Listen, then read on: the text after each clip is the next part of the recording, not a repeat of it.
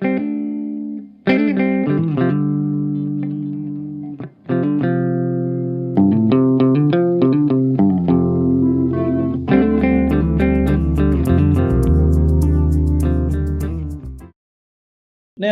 to the business of the day. I call to the podium our chair of the day, Stephen Lake, to take over today's meeting. I'm delighted to announce that the winner of the Monash Medal 2026 is Lara Olsen, a Rotary Exchange Student to Akita, Japan in 1993 and a Monash Scholarship winner in 2004. She's had a career in leading major projects and organisations in Australia's utilities and energy sector, and you'll hear more of that when we read out the citation. Lara, would you like to join us up here? Lara Olsen exemplifies leadership, integrity and service through a career dedicated to Australia's clean energy and water sectors.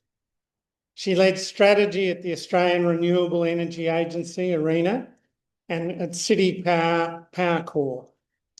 Later, she led the policy development for Tesla Energy's Australia Pacific grid-scale storage business, and she oversaw the landmark Neon Tesla Hornsdale big battery in South Australia. As former Managing Director of South East Water, she was entrusted with delivering water and wastewater services to nearly 2 million Victorians, a responsibility demanding rigorous governance.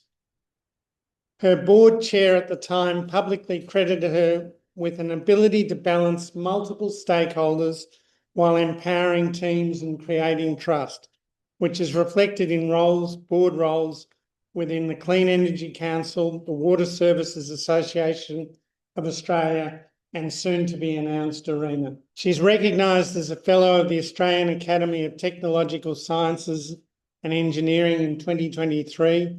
Lara also actively mentors the next generation through gender equity and diversity programs in engineering and technology.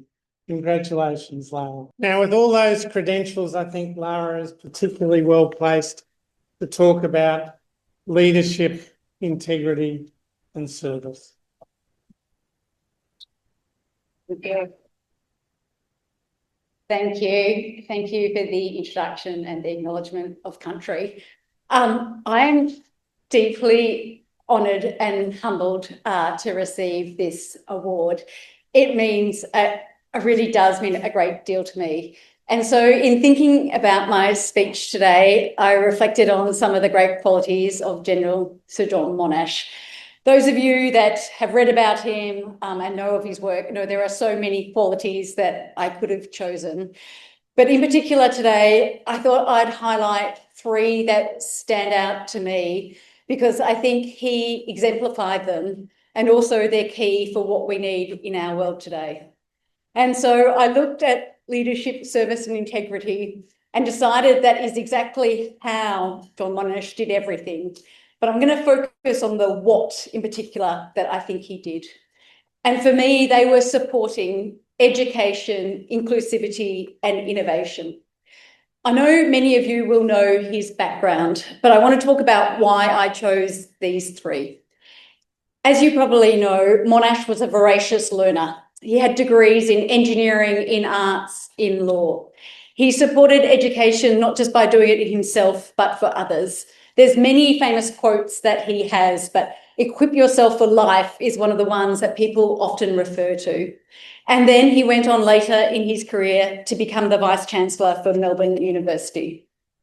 And I think that starts to exemplify what we can all do if we keep opening ourselves up to different ideas and look to encourage others to have those same opportunities. The second quality I chose was inclusivity. When you read about Monash's work on the battlefield, many people highlight his incredible strategic thinking, his way of planning. But for me, one of the things that really stands out was that he used to ask all of the leaders of his different units to review the plan that he had to make sure that it was better and to make sure that they understood it. As you know, Monash faced racism and anti-Semitism and worked through that to rise where he got to. And many people spoke about how he led in a different way, that he valued his troops regardless of their background. Again, I think a very important quality for what we all need today. And the third one was innovation. Yes, Monash was innovative on the battlefield in terms of his approaches. As an engineer, exciting in terms of what he did in reinforced concrete. And I promise not to speak too long about reinforced concrete, but incredible in terms of how he changed how bridges are built. But he also understood that innovation involves risk. One of my favourite parts of the Monash profile that's on the Engineers Australia website speaks about that Monash learned from every mistake that he made and every mistake that he saw. And I think to truly deliver on education, on inclusivity and innovation, you need to put service above self. And I know that that is the motto of Rotary, and I think that's what John Monash demonstrated. And so today, as I touch on these three qualities, I also want to thank the institutions, two of which are in this room, that invested in me to help me get here today. And it's sort of my way as a chance to reflect on John Monash, but also to thank Rotary and the Sir General John Monash Foundation for allowing me to have so many opportunities to be here today. So the first thing that I want to talk about was my Rotary Exchange Student experience. As at 16, as an introvert, as an absolutely enthusiastic but deeply uncool high school student who loved maths, I became a Rotary Exchange Student. I can't explain to you what that meant to me. I couldn't believe that a group of people who didn't know me backed me to go overseas and thought that I'd be able to learn something. It started to open up my confidence and also my thoughts on the world. My time in Japan also really opened up my thoughts about education and inclusivity. From an education perspective, Japan taught me that the Japanese people had concepts and words that we didn't even have words for. It taught me that if I could spend time with people from a background that was different to mine, I could learn more things that I could ever do at home.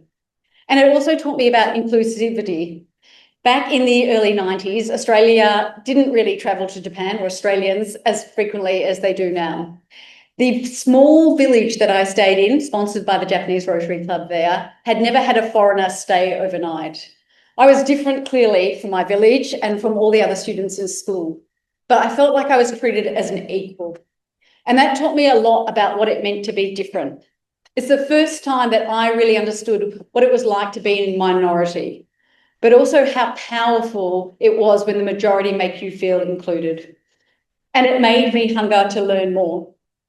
I know that many of you might be involved in the exchange program today. Maybe you raise funds for it, you would administer it, or you open up your homes to have those students in. I'm not sure what all of those thousands of students have taken from that program, but it gave me a hunger to understand more about the world that I didn't know outside of Melbourne.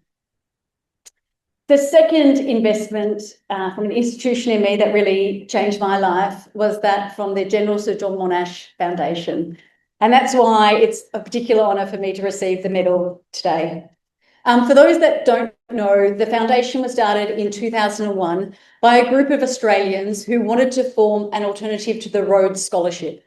They wanted an Australian scholarship for Australians that allowed students to go to whatever university they wanted to enable them to come best in their field. And they wanted that focus for those students to be on the values that John Monash demonstrated. That foundation now has sponsored over 300 students at 65 different universities in 21 different fields of studies. The scholars there are incredible. I feel very lucky I snuck in on that first year. But I want to give you a sense of some of those scholars. One of them is Professor Mark Dawson. Some of you may know him, a Victorian who focuses on cancer research and particularly the progression of cancer. Mark has won the Prime Minister's Prize for Life Scientists. He's won a slew of international awards. Most recently, he was at the Peter MacCallum Centre and now leads pharmaceutical research and early development for Roche Australia. Sonia Loudon is another of the scholars. She believed that education could be done differently, particularly for underserved communities. So leaving from Victoria, she furthered her studies, is now an assistant principal at one of the Victorian secondary schools, particularly where the ATAR scores have been some of the lowest in the state. And she and her colleagues there are already putting in programs that have started to lift those ATAR results and also lift the ongoing attendance at school. Finally, Sarah Leary is another great example, a proud Palawa woman from Tasmania. She's an experienced diplomat who's worked in Cambodia, Vietnam, the US, Solomon Islands. She's furthered her studies in understanding the Australian-Pacific relationship and how she might be able to contribute to that. After I did my exchange student in Japan with Rotary, I studied arts, Japanese at University of Melbourne and started working at the Boston Consulting Group with Brainco. Working at BCG showed me how critical economics and the market was to whether change happened or not. I was still definitely focused on if I could deliver engineering solutions that had a global impact. I just started to realise that without understanding economics, I may not succeed like I'd hoped to. The John Monash Scholarship allowed me to study my MBA at INSEAD, France. For those that don't know that school, it's currently ranked second in global MBAs just after MIT and has a particular focus on innovation and entrepreneurship. 73% of the students from there end up doing something entrepreneurial or innovation in their career. Going to INSEAD taught me the basics in terms of macroeconomics and mergers and acquisitions and accounting. But it also made me believe that my ideas could match it with other people around the world. I think up to that date, I'd always thought about going overseas to keep learning, and that is something that I continue to do. But it also made me think that I could go overseas and start to contribute. My career post that time, as Stephen has mentioned, has been predominantly in clean energy and also in water.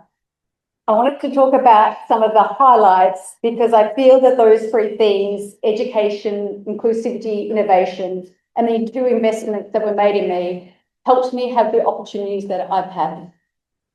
As Stephen mentioned, I was the head of strategy when they first formed the Australian Renewable Energy Agency.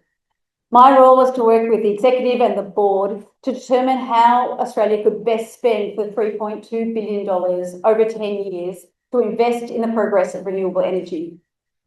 With my colleague at the time, Mark Trudell, he and I came up with a tool called the Commercial Readiness Index so that we'd have a way of working out how technologies were becoming more bankable, how we could move them away from grants to being standalone.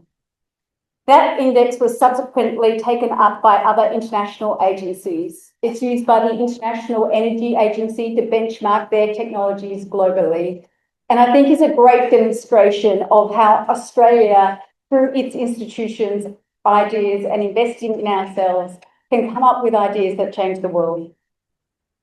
I then had an opportunity to work at an energy efficiency startup, actually with my husband, who's here today too.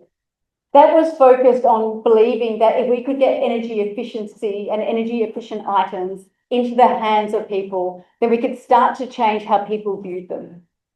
One particular project that I'm really proud of was a project with the World Bank and the government of Mexico, which we distributed 24 million energy efficient lights to some of the poorest people in Mexico, helping people save money, but also starting to change the way that energy efficiency was done. And then at Tesla, as was mentioned by Stephen, I worked with a fantastic team and many other partners that delivered that Hornsdale battery. Although it was delivered in 100 days, I think it aged me by about 10 years. But still, I think the exciting part in terms of innovation for Australia was at that time, that battery was 10 times larger than any battery in the globe. Too often, I think we downplay the innovation that Australia does. And I think this is a great example of where we can change things. And then finally, as Stephen mentioned, I had the privilege of leading the Southeast Water and the provision of water and sewerage. That helped me understand just how complex that delivery is and how important it is in terms of sustaining all forms of life. Southeast Water has a proud history of being innovative as well, and we were thrilled when 3 years ago it was honoured with being a top 10 innovative utility and resource organisation from the Australian Financial Review. I really do look back at the different opportunities that my career has given me and believe it was because people invested in me and gave me the chance. Education really does have the power to transform lives and what people believe that they can do. It absolutely did that for me. Inclusivity means that we will build peace and get the best ideas because we know that no one has the exclusive hold on ideas. And innovation means that we'll come up with solutions to address future challenges. And some of those challenges we think we can't solve today. And if anyone takes anything from this today, I hope that it is about celebrating Australian innovation. I'm not going to go through it, but some of the areas that I am excited about in terms of Australia is the fact that 90% of solar cells around the world use a technology that was developed at University of New South Wales. That technology fundamentally changed the efficiency of solar cells. Martin Green, the professor there, is known as the godfather of solar. And yet I feel like people talk to me when I'm at conferences outside Australia and less so when I'm in Australia. And there's a range of incredible, exciting startups that are currently happening in the clean energy and broader energy space in Australia. I really hope that we can start to promote those and be proud of our innovative history. We live in a different time from General Sir John Monash, but he showed us the importance of leadership. He showed us the importance of service and integrity. And for me, he also showed us what education, innovation and inclusivity can do. It's a real honour to receive this medal and to be among some of the past winners here, some of who I know. I really look forward to continuing to be part of this great Australian community, inspired by General Sir John Monash. Really grateful for the institutions for investing in me and hopefully contributing back. Thank you. We've done such an efficient job of keeping to the timetable that we're actually ahead of it.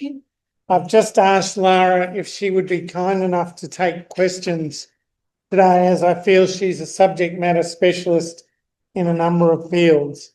So if you would like to ask a question, do we have a microphone? Congratulations on the medal.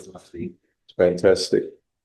Now I'm going to ask, you might think, a rather controversial question about nuclear energy, which obviously is very environmentally friendly until you have to deal with the waste. But let's forget that for the moment. But here we have an Australian who's designed a micro reactor or a mini reactor that can be put on the back of a truck, but he did it in Australia because no one would let him do it here. And that would have been a great Australian invention and a great use of nuclear energy. Why does this country still ban all nuclear energy except for the nuclear submarines? And could this change? And what do you think about it? Do you think it should change? And do you think we should have micro reactors now in our system to be able to supply all the electricity we need? Thank you for your question. I should say my comments are my own before I get attributed to any of the organisations that I work for or serve. I think it is a really interesting question in terms of understanding the different forms of energy that we have. I don't know about that particular invention that you mentioned, Jeffrey, but for me, my answer to all things generally is to come back to the science and the data. It's going to sound like potentially maybe a boring report for some, but the CSIRO report, what they call a Gen Cost report, that looks at all of the costs of the different forms of energy supply to work out what is the most cost effective. It gets published every 2 years or so and was recently published. I think in terms of that, nuclear as one of the sources of energy does get looked at. And currently, even when they add storage and transmission to solar and wind so that it's a more constant reply, then nuclear still is significantly more expensive than those other alternatives. And so I think, as shown by CSIRO, cost alone is one of those areas. I acknowledge that the small modular reactors are obviously less faster in terms of being able to be deployed, but have shown to be more costly than large nuclear reactors. So at this stage, given I'm not a nuclear specialist, then I'd look to CSIRO in terms of their data. Thank you, Lara. Do we have another question? So I guess a question that perhaps goes somewhat obliquely to the last answer, but you said that when the Hornby battery was built, Hornsdale, it was the largest in the world. I'd be interested to know that was 7 or 8, 9 years ago. What's the current sort of status of battery technology and not so much technology, but rollout scale?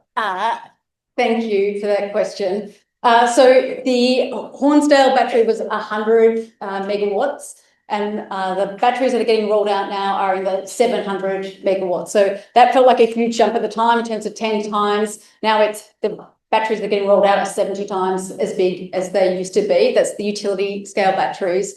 We've seen a large rollout in Australia now of household batteries, so about 600,000 household batteries as well, which is starting to lead to more versions of what they call virtual power plants. So coordinating individual household batteries so they can act like a power plant.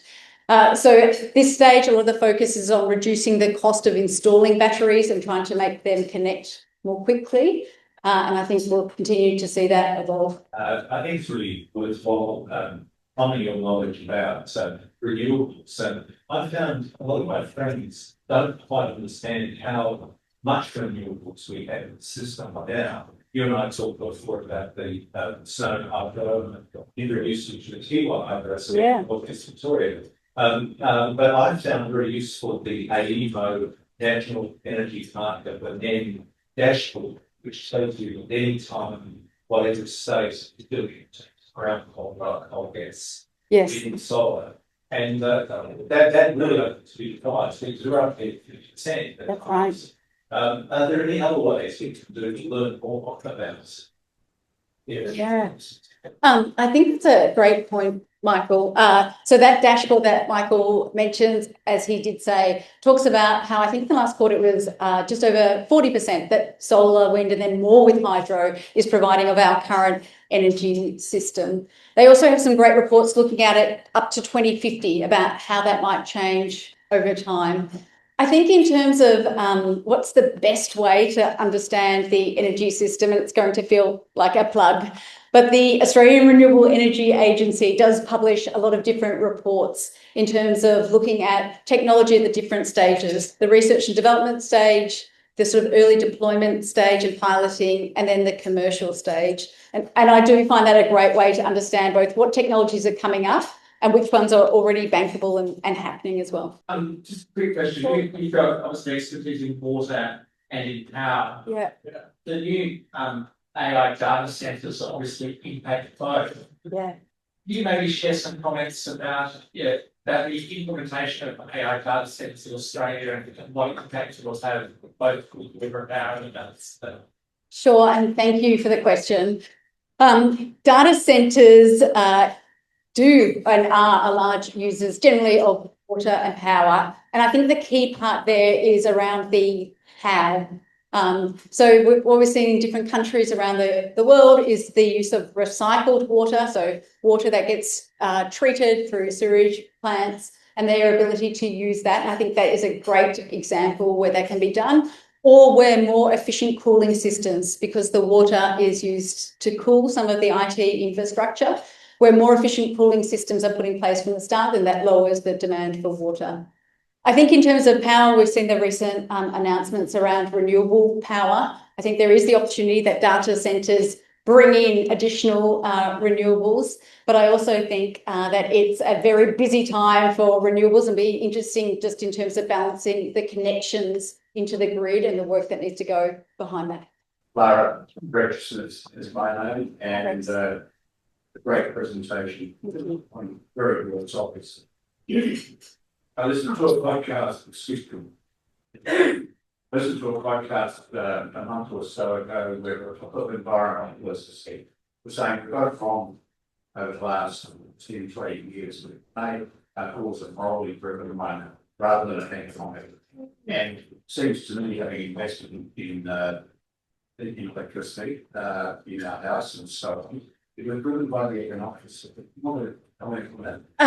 Thank you. It's an interesting question. I think one of the key learnings for me when I first went to Tesla and looking at their cars, and at that stage, for those of you that can remember EVs, they were more Nissan Leafs was the key model. And speaking to some of the head of design, they told me, if we rely on people doing it for the right reason, we'll only ever get a small percent. We need to design a car that's more beautiful, that's faster, and over time it's going to be more economic. And then we're not relying on people to do the right thing. We're relying on them to do the thing that they want. And it was interesting from a design and a thinking perspective because, yes, ideally we can get the right information out to people and that helps with their choice. But if you make it the most appealing option and then the choice becomes natural. And I think in terms of renewables, we're starting to see that as well. People do it for a range of different reasons. Some people absolutely do it for the environmental benefits that it has. And others are doing it because it gives them control. It means that they've got backup in the case of batteries at their home. If there's an outage, we're seeing more outages with storms. And it also means that they've got a bit more certainty often in terms of their bills. So I think to your point that we are now heading up that traditional S curve, and we can see that with over 30% of Australian households now having solar. And I think the reasons for doing it will be much broader than maybe some of those initial uptake. Lara, on behalf of the club, we thank you for coming today to accept the medal and to share some of your fascinating career with us. I think it just says so much for the investment that we as Rotarians make in our exchange students to see where it leads. I think you'll get a repeat request to come back for another gig here. Yeah, great. All right. No, as an exchange student. So thank you very much. Thank you.